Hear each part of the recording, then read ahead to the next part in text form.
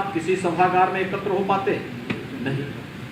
संचारी क्या उन राज्यों में जहां पर अभी भी लॉकडाउन चल रहा है, क्या इतना बड़ा समुदाय एक साथ एक जगह एक सभागार में एकत्र होकर के कार्यक्रम में इस प्रकार के अभियान को और कार्यक्रम को आगे बढ़ा सकता है? प्रदेश सरकार में मेरे वरिष्ठ सहयोगी, स्वास्थ्य और चिकित्सा विभाग के मंत्री श्री जयप्रताप सिंह जी, प्रदेश के उद्यान मंत्री श्री श्रीराम चौहान जी, भारतीय जनता पार्टी के कर्मठ और लोकप्रिय अध्यक्ष माननीय श्री स्वतंत्र देव सिंह जी, जिला पंचायत बस्ती के अध्यक्ष श्री संजय चौधरी जी, माननीय सांसद श्री हरीश द्विवेदी जी, माननीय विधायकगण श्री दयाराम चौधरी जी, श्री संजय प्रताप जायसवाल जी, श्री सी.पी. शुक्ला जी, श्री अजय सिंह जी, श्री रवि सोनकर जी, अपर मुख्य सचिव चिकित्सा एवं स्वास्थ्य समित मोहन प्रसाद जी, अध्यक्ष नगर पालिका परिषद श्रीमती रूपम मिश्रा जी, भारतीय जनता पार्टी के जिला के अध्यक्ष श्री महेश शुक्ल जी, यहाँ के मंडलायुक्त, पुलिस महानिरीक्षक, जिलाधिकारी, पुलिस अधीक्षक और सभी अन्य प्रशासन और पुलिस से जुड़े हुए अधिकारीगण, स्वास्थ्य विभाग के अधिकारीगण, उपस्थित भाइयों बहनों, वैश्विक महामारी कोरोना को सफलतापूर्वक नियंत्रण करने के उपरांत इस वर्ष का जो हमारा एक तीसरा संचारी रोग नियंत्रण का विशेष अभियान प्रारंभ हो रहा है, इसको जनपद बस्ती से पूरे प्रदेश के लिए इसका शुभारंभ करते हुए मुझे बहुत आनंद की अनुभूति हुई है, क्योंकि आज से लगभग 4.5 वर्ष पहले हम लोगों ने अंतर विभागीय समन्वय और जन संवाद के माध्यम से पूर्वी उत्तर प्रदेश की जिस एक महामारी ने यहाँ के मासूम को लगभग 4 दशक तक अनवरत रूप से निगलने का कार्य किया था, उस महामारी के खिलाफ इस अभियान का शुभारंभ हम लोगों ने किया था। और उस समय अंतर विभागीय समन्वय और जनमानस के साथ संवाद का क्या महत्व होता है, हमने इस ताकत को पिछले 4 वर्षों में महसूस किया। यद्यपि पहले चरण में हमारे गोरखपुर, बस्ती, कमिश्नरी के 7 जनपद इस कार्यक्रम और इस प्रयोग के केंद्र स्थल रहे, लेकिन धीरे धीरे करके प्रदेश के उन 38 जनपदों में जहां पर इंसेफ्लाइटिस यानी दिमागी बुखार से जुड़े हुए मरीज दिखते थे और व्यापक पैमाने पर मौत होती थी, उन सभी स्थलों पर हम लोगों ने इस अभियान को व्यापक रूप से प्रारंभ किया। और जब 3 वर्ष के अंदर हम लोगों ने लगभग इंसेफ्लाइटिस यानी दिमागी बुखार को लगभग 75% तक नियंत्रित करने और मौत के आंकड़ों को 95% तक नियंत्रित करने में सफलता प्राप्त की। और आज मैं कह सकता हूं कि दिमागी बुखार पूर्वी उत्तर प्रदेश के लिए जो अभिशाप बन चुका था, आज वो दिमागी बुखार पूर्वी उत्तर प्रदेश से पूरी तरह उन्मूलन की अंतिम दौर में चल रही है। और इसलिए बस्ती का आज का कार्यक्रम अत्यंत महत्वपूर्ण कार्यक्रम है। भाइयों बहनों, पूरी टीम ने, इसमें हमारे प्रशासन ने, स्वास्थ्य विभाग ने, जो हेल्थ वर्कर्स हैं, कोरोना वॉरियर्स हैं, यूनिसेफ है, दस्तक और पात जैसी संस्थाओं ने इस पूरे अभियान के साथ मिलकर के एक एक हेल्थ वर्कर और इससे जुड़े हुए जितने भी स्वयंसेवी संगठन थे, इन सब के साथ मिलकर के जो बेहतर समन्वय बनाया था। प्रदेश सरकार के लगभग 12 विभाग एक साथ मिलकर के इस कार्यक्रम को आगे बढ़ा रहे थे। उसके परिणाम जब 3 वर्ष के अंदर देखने को मिले तो उस परिणाम के महत्व को हम लोगों ने समझा, और जब देश और दुनिया के अंदर कोरोना जैसी महामारी ने दस्तक दी तो उस समय हम लोगों ने अंतर विभागीय समन्वय और जनसंवाद की इस ताकत का फिर से इस्तेमाल किया।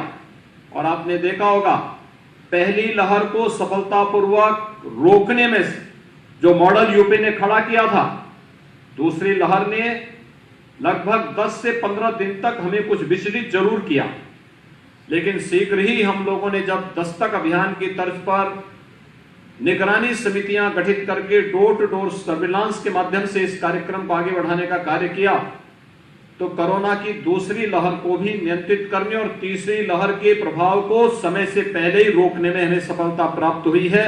और यही कारण है कि कोरोना रोकने के लिए आज उत्तर प्रदेश देश और दुनिया के लिए एक मॉडल बना हुआ है। भाइयों बहनों, एक टीम वर्क का परिणाम है। जब सभी लोग एक दिशा में सोचते हैं और उसके अनुरूप प्रयास करते हैं तो उसके बेहतर परिणाम भी सामने आते हैं। शासन नीति बनाती है, जनप्रतिनिधि उसकी निगरानी करते हैं, प्रशासनिक टीम और संबंधित विभागों की टीम उसको आम जनमानस तक पहुंचाती है और जन सहभागिता के माध्यम से इन कार्यक्रमों को सफलता की नई ऊंचाइयों तक पहुंचाती है। तो उसके परिणाम ऐसे ही होते हैं जैसे कोरोना के लिए रोकथाम करने में हमें सफलता प्राप्त हुई है। आज इस सभागार में हम सब एकत्र हुए हैं। अनुमान करिए, आज से 6 महीने पहले क्या यह स्थिति थी कि हम एक साथ इतने बड़े समूह के साथ किसी सभागार में एकत्र हो पाते? नहीं। या क्या उन राज्यों में जहां पर अभी भी लॉकडाउन चल रहा है, क्या इतना बड़ा समुदाय एक साथ एक जगह एक सभागार में एकत्र होकर के इस प्रकार के अभियान को और कार्यक्रम को आगे बढ़ा सकता है? जवाब मिलेगा नहीं। पर्व और त्योहार अभी हाल ही में आप लोगों ने विजयादशमी के आयोजन को संपन्न किया है। शारदीय नवरात्रि में मां दुर्गा की मूर्तियों की स्थापना करके जगह जगह आरती के कार्यक्रम संपन्न किए हैं, रामलीलाओं की मंचन के कार्यक्रम प्रारंभ किए हैं और मूर्ति विसर्जन के साथ समूह के साथ जाकर के इस कार्यक्रम को आगे बढ़ाया है। आज से 6 महीने पहले क्या इस प्रकार के कार्यक्रम संभव हो पा रहे थे? जवाब मिलेगा नहीं। अगर एक टीम वर्क काम नहीं करती और टीम एक साथ, शासन ने निर्णय लिया, एक पॉलिसी बनाई, जनप्रतिनिधियों ने उसकी निगरानी की, प्रशासनिक टीम, स्वास्थ्य विभाग की टीम और सभी संबंधित विभागों के एक एक कर्मी ने उसको निचले स्तर तक, जमीनी स्तर तक पहुंचाने का काम किया और जनमानस की सहभागिता स्वयंसेवी संगठनों के माध्यम से, यूनिसेफ के माध्यम से, पाज जैसी संस्थाओं के माध्यम से प्रारंभ हुआ। तो उसके परिणाम एक साथ इतनी ताकत, इतने लोगों की भावनाएं और इतने लोगों का प्रयास एक साथ जब प्रारंभ हुआ तो उसका परिणाम रहा कि कोरोना उत्तर प्रदेश देश की सबसे बड़ी आबादी के राज्य से पूरी तरह समाप्त होता हुआ दिखाई दिया। न केवल हम लोग नागरिकों के जीवन को बचाने में सफल हुए, बल्कि जीविका के साथ साथ आस्था को भी सम्मान देने में हमें सफलता प्राप्त हुई और सभी पर्व और त्योहार सकुशल संपन्न करने के लिए भी एक माहौल हमें प्राप्त हुआ। भाइयों बहनों, ये जो संचारी रोग हैं, ये मौसमी बीमारियां हैं, मौसम के साथ आती हैं और व्यापक नुकसान करते हुए फिर चली जाती है। आपने देखा होगा, असमय मौसम अतिवृष्टि के कारण व्यापक पैमाने पे फसलों का नुकसान हुआ है। ऐसे ही जब असमय मौसम बिगड़ता है तो केवल जन और धन की हानि अपने उस प्रभाव से नहीं करती, बल्कि उसके बाद वो तमाम प्रकार की बीमारियों को भी छोड़ती हुई जाती है। अगर समय रहते हम उससे सावधान नहीं हुए तो उसका परिणाम क्या होगा? जल जमा होगा तो मच्छर होंगे तो गंदगी भी होगी, मलेरिया होगा। जल जमाव कहीं पर है, स्वच्छ जल भी है, जल जमाव है, तो वहां डेंगू के लार्वा पनपेंगे, डेंगू फैलेगा, कालाजार फैलेगा, चिकनगुनिया भी आएगा। और गंदगी है, शुद्ध जल की आपूर्ति लोगों को पीने के लिए नहीं हो पा रही है, तो इंसेफ्लाइटिस यानी दिमागी बुखार भी फैलेगा। गंदा जल है, पेयजल के लिए शुद्ध जल नहीं है, तो डायरिया भी होगा, तमाम प्रकार की अन्य बीमारियां भी पैदा होंगी। और इन सब के प्रति जागरूकता पैदा करने, प्रत्येक नागरिक के जीवन को बचाने के लिए 2017 से वर्ष में 3 बार प्रदेश सरकार संचारी रोग नियंत्रण के इस विशेष अभियान को आगे बढ़ाती है। याद रखना, अभी यह खतरा 15 नवंबर तक बना रहेगा और 15 नवंबर तक डेंगू है, कालाजार है, मलेरिया है, या फिर चिकनगुनिया है, या इस प्रकार की बीमारियों के खतरे बने रहेंगे। और इन खतरों से हरेक नागरिक के जीवन को बचाने के लिए आवश्यक है कि हम सावधानी भी बरतें और साथ साथ शासन के द्वारा चलाए जाने वाले कार्यक्रम का हिस्सा बनकर के जीवन को भी बचाने और उनकी जीविका को भी बचा करके, जिससे वह व्यक्ति सम्मानजनक ढंग से स्वावलंबन का जीवन गुजर बसर कर सके, इसके लिए भी एक नया प्रयास किए जाने की आवश्यकता है। और इस संचारी रोग नियंत्रण का इस वर्ष का अभियान आज इसीलिए हम लोगों ने बस्ती से रखा है कि आज से 4 वर्ष पहले बस्ती के भी सैकड़ों बच्चे इस सीजन में दिमागी बुखार की चपेट में आकर के असमय काल कलवित होते थे, लेकिन आज वे सभी बच्चे अपने घर में अपने मां बाप के पास सुरक्षित हैं और वे लोग भी उनकी प्रतिभा और उनकी ऊर्जा का लाभ आने वाले समय में समाज ले पाएगा या देश ले पाएगा। हम इस विश्वास के साथ, इस कार्यक्रम के साथ आज बस्ती जनपद में यहां पर उपस्थित हुए हैं। भाइयों बहनों, कोरोना महामारी ने देश में और दुनिया में बहुत कुछ बदलाव लाया है। एक तरफ बहुत सारे लोगों ने अपने प्रियजनों को खोया है, अपने नजदीक के मित्रों को, अपने परिवार के सदस्यों को खोया है।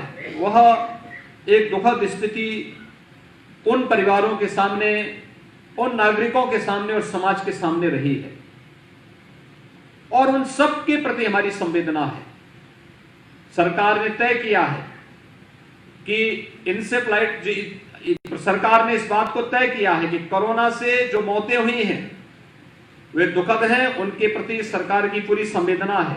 उन परिवारों को हम लोग कंपनसेशन के रूप में 50,000 रुपए उन परिवारों को प्रति मौत पर उपलब्ध करवाने की कार्रवाई शासन ने प्रारंभ कर दी है। लेकिन साथ साथ यह भी व्यवस्था की गई है कि आने वाले समय में इस प्रकार की महामारी से हम लोग लोगों को बचा सके। यह हम सबकी जिम्मेदारी बनती है, क्योंकि समाज में कहीं क्षति होती है, भौतिक रूप से क्षति एक परिवार की होती है। कोई अपने भाई को खोता है, कोई किसी ने अपने परिवार के किसी वरिष्ठ को खोया है, किसी ने अपने पिता को, किसी ने अपने पति को, किसी ने अपने किसी सगे संबंधी को खोया है, किसी ने अपनी बहन को खोया है, किसी ने मां को खोया है, किसी ने पत्नी को खोया है, किसी ने अपने बच्चे को खोया है। वह दुखद स्थिति थी, लेकिन एक महामारी थी, इस सदी की सबसे बड़ी महामारी थी। और इस महामारी के प्रति बचाव के लिए प्रधानमंत्री मोदी जी के नेतृत्व में देश के अंदर जो कार्य हुआ है, आज उसका परिणाम है कि पहली बार किसी महामारी के लिए भारत ने स्वयं वैक्सीन विकसित किया, और एक नहीं 2 वैक्सीन विकसित किया। और भाइयों बहनों, कल तक पूरे देश के अंदर भारत के द्वारा विकसित की गए वो वैक्सीन 100 करोड़ लोगों को उसकी डोज कल तक दी जा चुकी होगी। 100 करोड़ लोगों को, याद करना, 100 करोड़ लोगों को ये डोज देने वाला भारत दुनिया का पहला देश है। और उत्तर प्रदेश देश की आबादी का एक बड़ा हिस्सा उत्तर प्रदेश में निवास करता है। कोरोना प्रबंधन हमारा सबसे बेहतर तो है ही, लेकिन देश के अंदर सबसे अधिक नागरिकों को कोरोना का डोज देने में भी हमें सफलता प्राप्त हुई। 12 करोड़ से अधिक लोगों को हम कोरोना डोज दे चुके हैं और अगले 4-5 दिन यानी एक सप्ताह के अंदर हम लोग ये संख्या 13 करोड़ पहुंचा चुके होंगे, क्योंकि हमारे पास कोरोना के वैक्सीन भी है और हम लोग एक दिन में 35 से 40 लाख लोगों को कोरोना वैक्सीन देने में सक्षम हैं। इस प्रकार की हमारी तैयारी है। पर्व और त्योहार के कारण, अतिवृष्टि के कारण थोड़ा कार्यक्रम प्रभावित हुआ है, लेकिन हमारा यह मानना है इन विपरीत परिस्थितियों का सामना करते हुए भी हर एक नागरिक का जीवन बचाना हमारे लिए अत्यंत महत्वपूर्ण है। और इसलिए मेरी आप सबसे अपील होगी, संचारी रोग नियंत्रण का ये जो कार्यक्रम है, ये इन सभी प्रकार की विषाणु जनित बीमारियों से प्रत्येक नागरिक के जीवन को बचाने के साथ ही कोरोना जैसी महामारी से बचाव के लिए भी एक बेहतर प्लेटफॉर्म बनना चाहिए। और एक बेहतर प्लेटफॉर्म के रूप में हम व्यापक जागरूकता के कार्यक्रम के साथ इसको जोड़ सकते हैं। इसमें आपने देखा होगा, निगरानी समितियां घर घर जाती थी, घर घर में दस्तक देती थी। वहां पे जो भी संदिग्ध व्यक्ति मिलता था उस व्यक्ति को वे लोग मेडिसिन किट उपलब्ध करवाती थी और अगले 24 घंटे के अंदर आरआरटी की टीम वहां जाती थी और रैपिड रिस्पांस टीम वहां जाकर के उनका कोरोना टेस्ट कराती थी। अगर वह पॉजिटिव निकले और सिम्टोमेटिक हैं तो उनको होम आइसोलेशन में रख दिया जाता था, घर में अलग सी व्यवस्था अगर है तो, और नहीं है तो उन स्थितियों में हॉस्पिटल पहुंचाने की व्यवस्था होती थी। हॉस्पिटल में उनको बेहतर उपचार की सुविधा देने का प्रयास होता था। और देखते ही देखते 72,000 से अधिक निगरानी समितियां, जैसे प्रदेश के अंदर कोरोना महामारी के दौरान हर एक नागरिक की सुरक्षा के लिए अपनी जान की परवाह के बगैर लगातार कार्य कर रही थी, ऐसे ही दस्तक अभियान के अंतर्गत भी हमें एक एक घर में दस्तक देना है, एक एक व्यक्ति के घर में पूछना है कि किसी को बुखार के लक्षण तो नहीं, डेंगू के लक्षण तो नहीं, कोई मलेरिया तो नहीं, कालाजार तो नहीं, कोई अन्य कोई इस प्रकार की बीमारी तो नहीं। इन सब के बारे में जानकारी लेते हुए उपचार की सुविधा उपलब्ध कराते हुए, क्योंकि हम लोगों ने इंसेफ्लाइटिस के मुद्दे पर देखा है कि अगर बच्चे को समय पर हम लोगों ने सावधानी बरती तो बीमारी से बचा जा सकता है, लेकिन फिर भी अगर बीमारी आ गई और बच्चे को समय पर हॉस्पिटल पहुंचा दिया तो बच्चा पूरी तरह स्वस्थ होकर के, निरोग होकर के अपने घर वापस आ जाता है। थोड़ी लेट की तो शारीरिक या मानसिक विकार उसमें आ जाते थे, उसको स्वस्थ होने में तत्काल बीमारी से तो स्वस्थ होता था, लेकिन पूर्ण रूप से स्वस्थ होने में उसको 5-6 वर्ष लग जाते हैं। आप सोचिए, किसी बच्चे के बचपन के 5-6 वर्ष किसी बीमारी के चपेट में आ जाएंगे, उस बेचारे का पूरा जीवन बाधित हो जाता है। और इसमें दूसरी सावधानी, और तीसरा, अगर लेट ज्यादा हो गया तो फिर उसके जीवन को बचाने में भी बहुत कठिनाई है। भाइयों बहनों, मृत्यु दर कोरोना में उत्तर प्रदेश ने बेहतरीन प्रदर्शन किया है। अब तक 1.3% उत्तर प्रदेश के अंदर मृत्यु दर रही है, जबकि इंसेफ्लाइटिस में यह मृत्यु दर कितनी ज्यादा थी, 20 से 25% तक थी। यानी अगर 100 लोगों को, 1000 लोगों को अगर दुर्भाग्य से कोरोना हुआ होगा तो उस समय लगभग 13 लोगों की मौत उस दौरान हुई है। लेकिन अगर याद करिए, 1000 लोग अगर इंसेफ्लाइटिस की चपेट में आते तो उससे मरने वालों की संख्या लगभग 130 होती थी। ये थी जब इंसेफ्लाइटिस का कहर पूर्वी उत्तर प्रदेश में देखने को मिलता था। 13 में और 130 में बहुत ज्यादा अंतर है। 130 ने 260 के आसपास उसकी मौत के आंकड़े आते थे, 260 में और 13 में बहुत अंतर है। और उस इंसेफ्लाइटिस को पूरी तरह नियंत्रित करने में हमें सफलता प्राप्त हुई है। कोरोना को लगभग नियंत्रण हम लोगों ने किया है, लेकिन हमें सावधानी बरतनी पड़ेगी। पर्व और त्योहार के बारे में भी स्वास्थ्य मंत्री जी ने भी, माननीय सांसद जी ने भी और अपर मुख्य सचिव स्वास्थ्य एवं चिकित्सा ने भी आपके सामने कहा, पर्व और त्योहार आ रहे हैं, दीपावली का पर्व आ रहा है, उत्साह और उमंग के साथ पर्व और त्योहार मनाए जाने चाहिए। मेरा हमेशा मानना रहा है कि पर्व और त्योहार में पूरा उत्साह होना चाहिए, पूरा उमंग होना चाहिए, लेकिन जोश के साथ साथ होश भी हमें होना चाहिए। हमें कहीं भी उन नियमों का उल्लंघन नहीं करना है जिसके कारण कोरोना को आगे बढ़ने का अवसर प्राप्त हो, और उस स्तर पर, उस स्थिति में हर सार्वजनिक स्थान पर जाते समय मास्क का इस्तेमाल जरूर करना, भीड़ भाड़ वाले स्थानों में जाने से बचना। अगर हम भीड़ भाड़ वाले स्थान में चले ही गए तो फिजिकल डिस्टेंस जरूर बना करके रखें।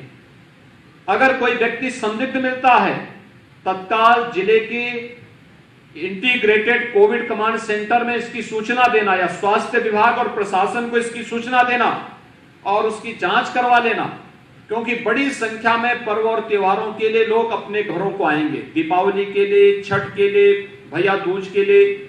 और ये लोग जो अपने घरों में आएंगे, रास्ते में या जिस प्रदेश से वे आ रहे हैं, हो सकता है उस प्रदेश में इस संक्रमण की चपेट में आ गए हों और उनके साथ संक्रमण आकर के यहां पर भी फैलाने का कार्य करेगा। उन स्थितियों में सतर्कता, सावधानी बरतने की आवश्यकता है। हमें संचारी रोग नियंत्रण के साथ साथ कोरोना जैसी महामारी से बचाव के उन उपायों को करते हुए कोरोना की वैक्सीन जिन लोगों ने नहीं ली वे अवश्य लें, इसके बारे में भी लोगों को प्रेरित करना होगा। एक डोज भी कोई व्यक्ति ले लेगा तो कोरोना से खतरे की लगभग 60 से 70% खतरा उसका टल जाता है, और अगर दोनों डोज ले लिए हैं तो ये मान करके चलिए कि कोरोना से बचाव के लगभग 99%, 100% तक खतरा उसका टल चुका है। लेकिन सावधानी तब भी बरतनी पड़ेगी, और उस सावधानी को बरतते हुए न केवल हम अपना जीवन बल्कि अपनी जीविका के माध्यम से अपने परिवार और समाज का भी संबल बन पाएंगे। इस विश्वास के साथ संचारी रोग नियंत्रण के आज के इस वर्ष के 2021-22 के तृतीय चरण के अभियान के शुभारंभ करते हुए बस्ती में मुझे बहुत प्रसन्नता की अनुभूति हो रही है। मुझे विश्वास है कि बस्ती से प्रारंभ होने वाला यह अभियान पूरे प्रदेश के अंदर सफलतापूर्वक आगे बढ़ करके न केवल दिमागी बुखार को बल्कि डेंगू, कालाजार, मलेरिया, चिकनगुनिया और उन सभी प्रकार की बीमारियों को नियंत्रित करने के साथ ही, क्योंकि उसके खतरे, बरसात जिस प्रकार की हो रही है, ये बरसात में उस प्रकार के खतरे और भी दिखाई देंगे, उसको नियंत्रित करने के साथ ही हम लोग कोरोना जैसी महामारी को भी पूरी तरह नियंत्रित करने में सफल होंगे। आप सबके प्रति मेरी शुभकामनाएं, आप सबको दीपावली की मंगलमय शुभकामनाएं व्यक्त करते हुए वाणी को देता हूं विराम। धन्यवाद। जय जय श्री राम।